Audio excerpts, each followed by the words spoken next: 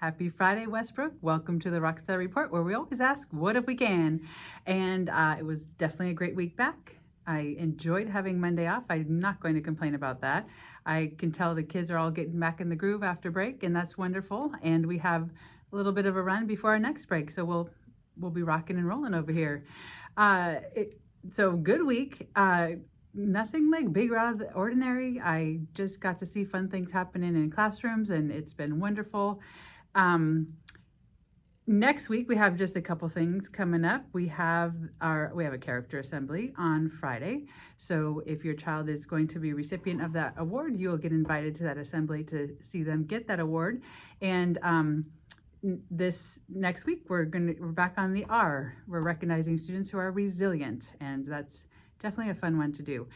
Also next Friday, big deal, we have a PTC meeting, and I shared communication that said it was going to be in the morning, but we're changing that. So next Friday, mark it on your calendar, 2:30, we're having a PTC meeting, and we have our PTC meeting scheduled till the rest of the year.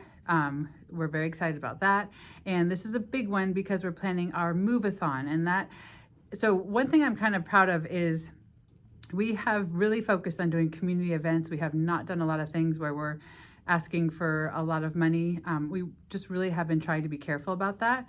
But we do need some additional funds to do some other things. And so this is our one big fundraiser where we would love to just get a lot of money to for our school and our students. I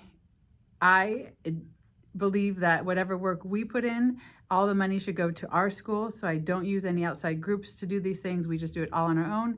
And then we get to take it all back. And I think that's super important, because if you're donating to the school, or you think you're donating to the school, I think that's where the money should go. It should not go to somebody that's running the show. So that's my little soapbox moment. But just so you know, all the money will be coming to us. And at that PTC meeting, we're going to talk about the planning and the things, and we really need some volunteers. We're going to break it down where we kind of have some committees within the move-a-thon event, and then we would love some committee leads to find volunteers to do those certain things. And then, so as we say, more hands make light work. So we're just trying to give everybody the opportunity to do a little something. We'd love to have you at that move-a-thon. If you're not there, we'll be sharing information and let you know how you can help. But if you're interested in possibly taking on a little role, we'd love to have you there so you can hear about it and what that role might entail.